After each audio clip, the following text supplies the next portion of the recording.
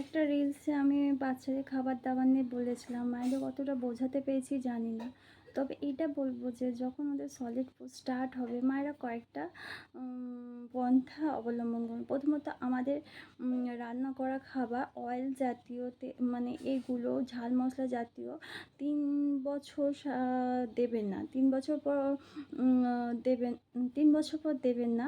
আর বাইরের কোনো প্যাকেট, বিশেষ করে চিপস, কুরকুরে, চকলেট, সুগার জাতীয় মানে চিনি জাতীয় খাবারগুলো কিন্তু 2 বছর 3 বছর অবশ্যই অ্যাভয়েড করবেন। 2 বছর 2.5 বছর তো অবশ্যই অ্যাভয়েড করবেন। 2.5 বছর পর আস্তে আস্তে দিতে পারেন, অল্পটুকু করে দিতে পারেন।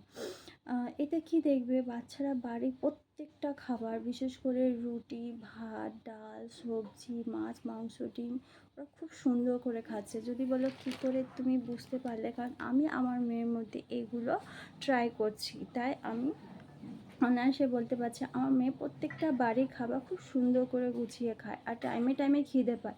এর ফলে কি হয়, আমার মেয়ে যে ঘন ঘন ছোটো থেকে শরীর খারাপটা ছিল সেটা অনেকটাই কমে আসে। কারণ বিশেষ করে ফল, ড্রাই ফ্রুটস, খেজুর, এগুলো দিয়ে ওকে আমি দিই।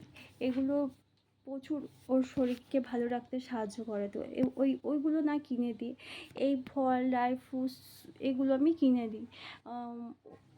আমি চিপস, কুরকুরে, চকলেটের ওপর টাকা ইনভেস্ট করি না, ফল, ড্রাই ফ্রুটস এর ওপর টাকা ইনভেস্ট করি। হ্যাঁ, শুধু আসে একটা দুধ। তো এগুলো বাচ্চার সুজি, চিড়ে, ওটস, তো এগুলো মায়েরা কিন্তু করে বাচ্চাদের নিত্য নতুনভাবে, এখন তো রিলস ভিডিও, ইউটিউব দেখো, এগুলো থেকে বাচ্চাদের প্রচুর খাবার রেসিপি দেয়। সেগুলো দেখে দেখে যদি বাচ্চাদের 5 বছর পর্যন্ত খাওয়াতে পারো, দেখবে বাচ্চারা কতটা ভালো আছে, তোমাদের বাচ্চারা। এটা কিন্তু একটা ফ্যামিলি, একটা মা বাবার দায়িত্ব তার বাচ্চাকে ভালো রাখা। পৃথিবীতে এনেছে এসব খাইয়ে অসুস্থ করার জন্য নয়। অর্থাৎ এগুলো যদি মায়েরা একটু করেন, দেখবে তোমাদের বাচ্চা খুবই ভালো আছে।